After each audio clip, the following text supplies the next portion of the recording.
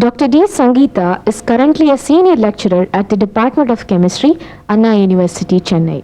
She has completed her PhD in the field of polymer chemistry from the University of Madras in the year 2000 and has teaching and research experience of more than 10 years. Her research interests are in the following fields: fuel cells for clean energy, functional membranes for desalination, and polymers for biomedical applications. She has published more than 20 research articles in national and international journals and has more than 40 research articles in national and international proceedings. Presently, she is guiding 6 research scholars for their doctoral degree. Welcome to the UGC lecture on the topic of solar energy part 3. In part 2, we were talking about the 2 important types of conversion methods available to convert the solar energy into useful form of energy. The first method we elaborately discussed in part 2, namely the thermal conversion method, with an example of what is a solar collector and how does a solar pond work and all. The second type of conversion method is based on photoconversion, and now in part 3 of solar energy we will concentrate on this second technology, namely the photoconversion method. The basic principle behind the photoconversion methodology is that the sunlight is absorbed to excite the electrons in the atoms of the absorbing material. So, the sun energy, solar energy is absorbed to do an excitation process which excites an electron from its lower energy level to the higher energy level. So, some type of excitation is taking place in the atomic level due to the excitation of the electrons in the second type of photoconversion. Such an excitation may be used in a photoelectric process in order to convert the light energy directly into electrical energy. Now, the basic important principle behind this particular type of conversion is that there is a direct conversion of the solar energy into electricity, which was not possible in the case of thermal conversion, where the solar energy was converted to thermal form and then it was converted to the other forms through mechanical or whatever forms that is possible. Such a photoconversion happens without the intervening steps of conversion to thermal and mechanical energy. That is, solar can be converted to thermal, thermal can be converted to mechanical, and mechanical to electrical, but all these steps are combined together where the solar energy is directly converted to electrical form of energy. Alternatively, the same absorbed solar energy can also be used in order to induce a photochemical conversion, driving an endothermic reaction in order to store the energy in the form of energy rich compounds. So, alternatively, the energy which can be also converted to electrical energy, or it can be converted into the chemical form, which is called the photochemical conversion, and later the amount of energy stored in the chemical form can be utilized for our utilities. Now, there is a close relation for these photovoltaic cells to this kind of photoconversion.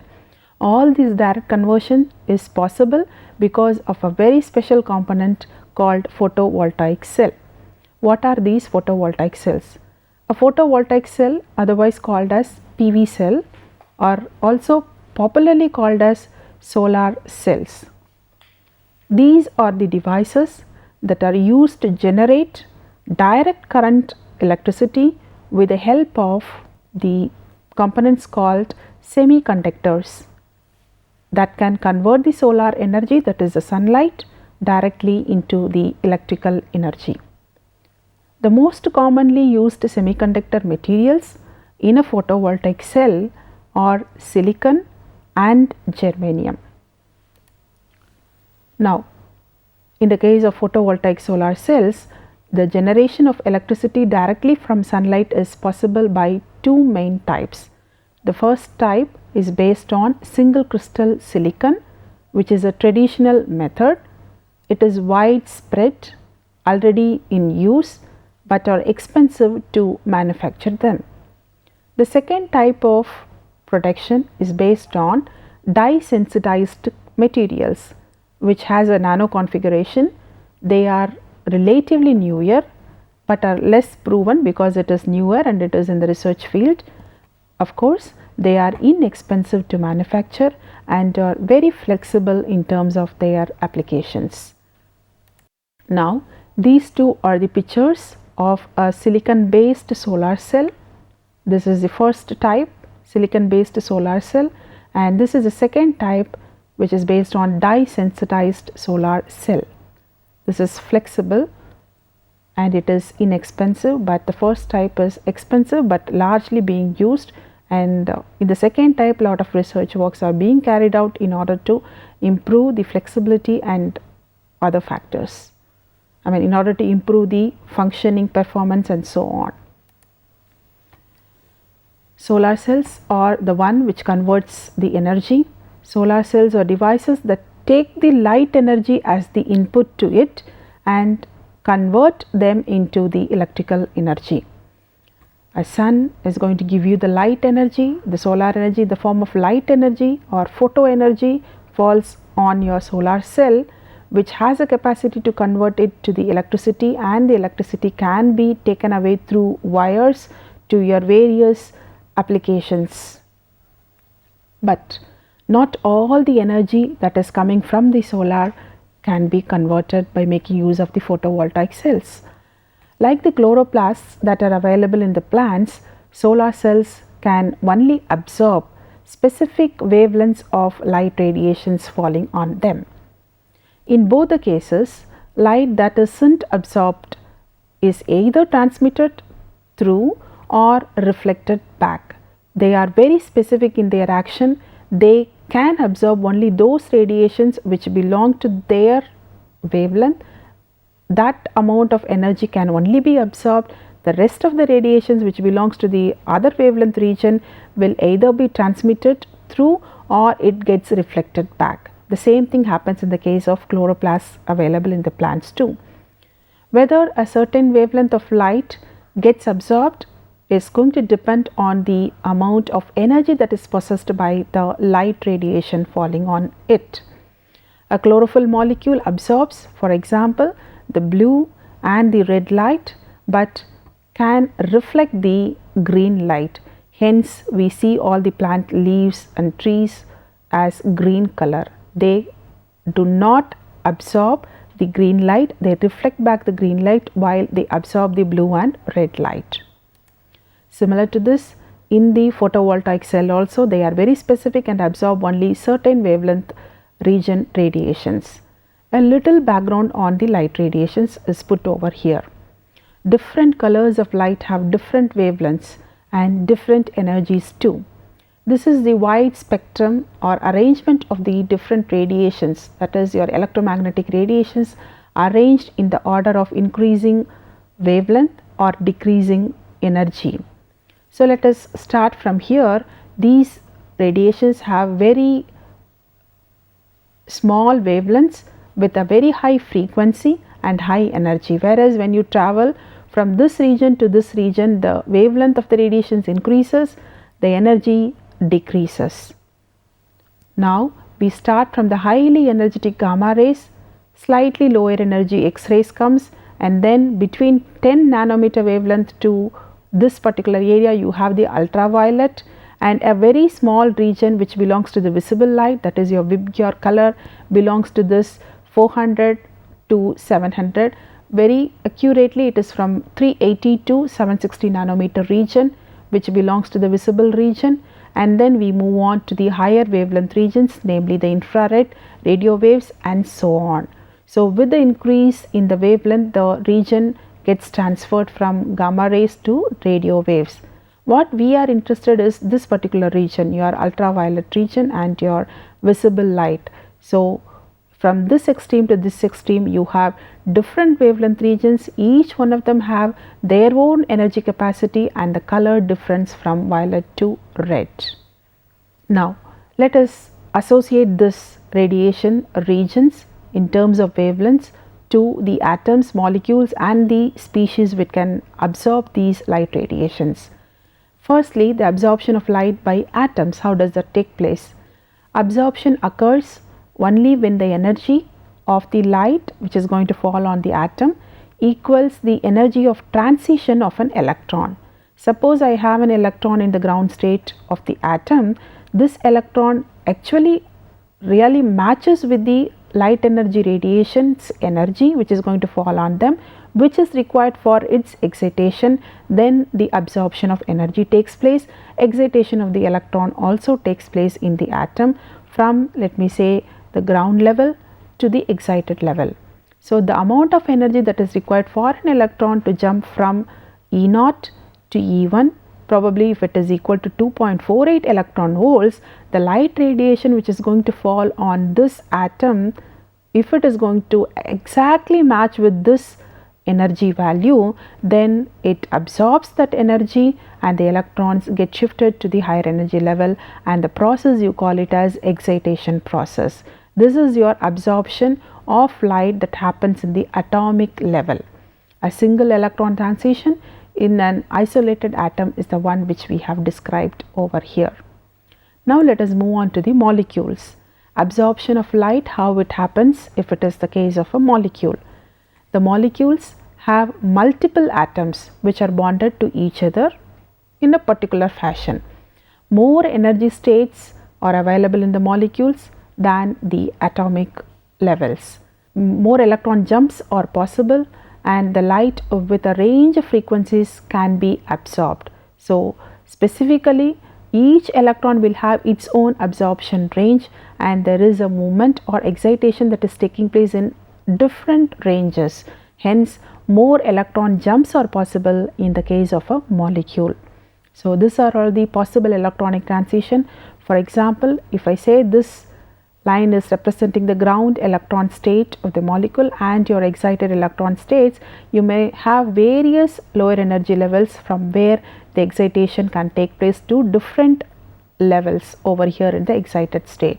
Hence, I can have a number of different electronic jumps from the ground state to the excited state. How does the same absorption of light takes place? In the case of ionic compound is defined by this particular picture. The electrons can jump between the bands. You have basically what is called the valence band and the conduction band. Valence band is the one where the valence electrons or the outermost electrons of an atom is available, and conduction band is the one when these electrons available in the valence band gains energy, get shifted to the conduction band, they are readily available for their movement, and this movement of electron is nothing but your production of electricity. The incident light with energy either equal to or slightly greater than the band gap energy, if it is going to fall on the system, they can be utilized to excite such electrons. Once the electrons available in the valence band gains the energy from the incident light which is going to fall on it, if it possesses an energy just equal to this band gap energy or slightly greater than the band gap energy, they can immediately get the energy absorbed and get moved away to the conduction band. Once the electrons are available in the conduction band, they are readily available to freely move, and the conduction of electrons, which is nothing but the charge movement, which is nothing but your electricity, that is what is generated in the compound. Now, in a solar cell, what is happening? In the case of dye sensitized solar cells, you have two levels, that is HOMO level and LUMO level.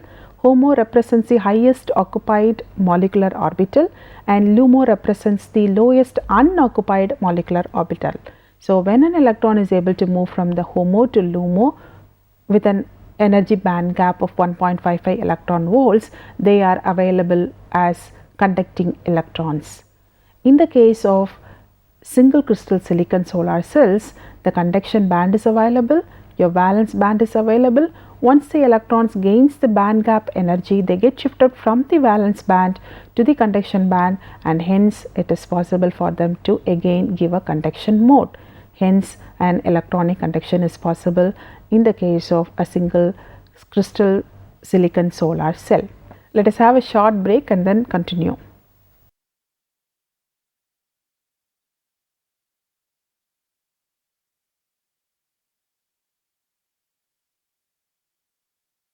Welcome back after a short break.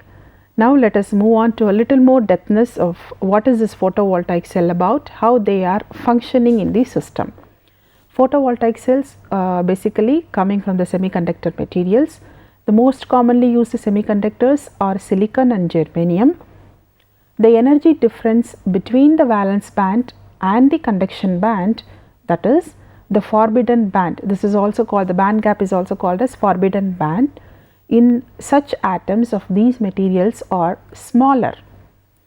Crystalline silicon has a band gap energy, for example, of 1.1 electron volts.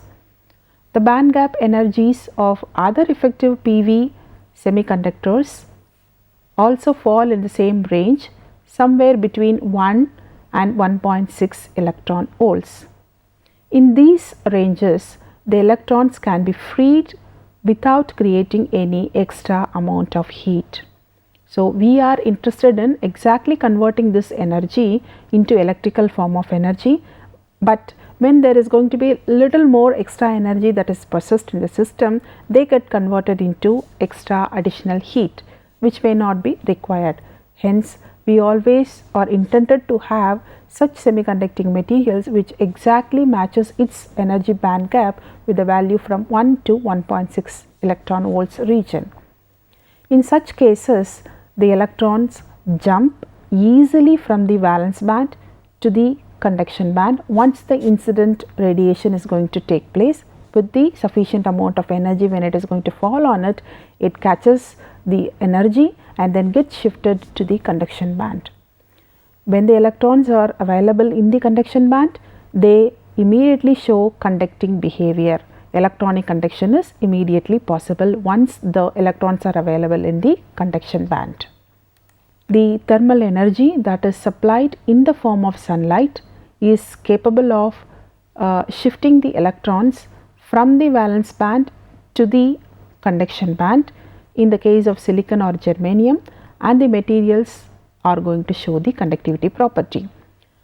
Photovoltaic cells are based on the principle of this particular effect, which is also called as photoelectric effect. Photovoltaic effect or photoelectric effect is one and the same, which refers to this kind of physical process of conversion of sunlight into electricity by making use of a PV cell, a photovoltaic cell. This phenomenon is termed as photovoltaic cell or photoelectric effect. These cells have predominant applications in providing power supply even to the spacecrafts. These cells were recognized as an alternate source of energy for other applications too. The field of research related to such solar cells or photovoltaic cells is known as photovoltaics. Now, a description about the silicon based solar cell. How does that work? Initially, the light with energy greater than the band gap energy of the silicon is going to be absorbed. Then the energy is given to an electron in the crystal lattice. The energy excites the electron and it is available freely. A positive hole, because of the transfer of the electron is taking place, a positive hole is formed and is left behind in the earlier electron's place. This separation of the electron and the hole is going to create the voltage and a current is going to flow. So, this is the picture of a silicon based solar cell. You have the external electron flowing in the external circuit, blowing the bulb, but inside this you have so much inside. You have the level over here, the electrons through this area passes in an external medium and then enters into the other side because the circuit is completed. So, this is your silicon based solar cell. Now, let us look into the attributes associated with the silicon based solar cells. They are basically expensive, They are made in high vacuum and with a very high heat that is involved in the manufacturing process, and hence the manufacturing cost is also higher. They are fragile, rigid and thick too. Coming to the long return on investment, they take as long as 4 years in order to produce the energy savings equivalent to the cost that was taken for its production. This is one of the limitation or disadvantage of making use of your silicon based solar cells. The next one is the dye sensitized cell. Now let us see how does that work. Light with high enough energy is going to excite the electrons available in the dye molecule. You have the dye molecules. The excited electrons infused into the semiconducting titanium dioxide, transported out of the cell. The electrons are transported out of the cell. Positive holes are left behind in the dye molecule itself. Separation of such an excited electron and the holes is going to once again create the voltage, and there is a flow of current. Coming to the attributes of the dye sensitized solar cells, they are relatively inexpensive. They are made in non-vacuum setting, mainly at room temperature itself. They are relatively simple manufacturing processes. They are thin, lightweight and flexible, like the one which is shown in this picture, and has a short return of investment. It takes approximately about 3 months only in order to produce the energy savings equivalent to the cost of production. So, as a summary today, in this third part of the solar energy, we talked about the second method of conversion, namely photo conversion. In this photo conversion, we have talked about two different types, namely the dye sensitized molecules and the silicon single crystal atoms, how they are being utilized, how they are very effective in converting the solar energy directly into the electrical energy. Most importantly, we talked about the photovoltaic cell. What is a photovoltaic cell? How it is playing its vital role in converting the solar power into your electricity. We have seen the differences.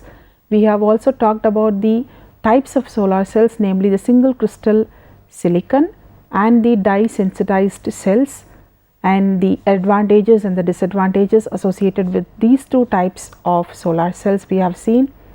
Then we also discussed about the absorption of light radiation, how it is taking place in the case of an atom and how it is different in the case of a molecule and how it is different for ionic compounds.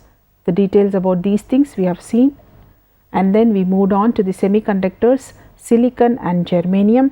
We discussed about the band gap energy, which is around 1.0 to 1.6 electron volts difference. When such an energy gap is available, it is very facilitating that you can directly absorb the light energy which is falling on it, and the electrons can gain the energy, get shifted to the excited state, and once they go to the conduction band from the valence band, they are free and readily available for their movement, which is nothing but initiating the movement of the electrons because of the formation of a hole and an electron at the top, and this is nothing but one which is going to create the voltage, and subsequently the current is going to flow in the system. And then we defined what is a photoelectric effect or photovoltaic effect. This simple phenomenon or process of direct conversion of solar energy to electrical energy through photovoltaic cell is called the photoelectric effect. Then we moved on to the working mechanism of these two important types of photoconversion methods, namely the silicon based solar cell and its working. Then secondly, the dye sensitized cell, how does that work? Here are few questions for you. What is the principle of photoconversion method of solar energy? What are photovoltaic cells? What is photoelectric effect? What are the two types of solar cells? Explain the working of A, the traditional single crystal silicon solar cell, and B, dye-sensitized solar cell.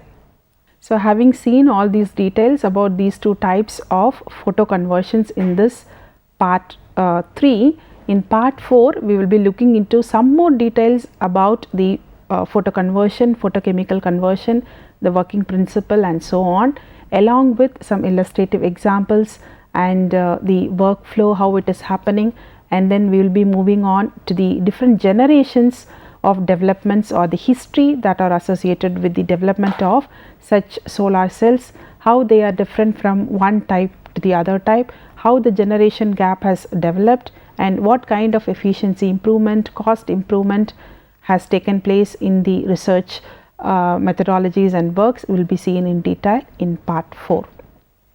Thank you.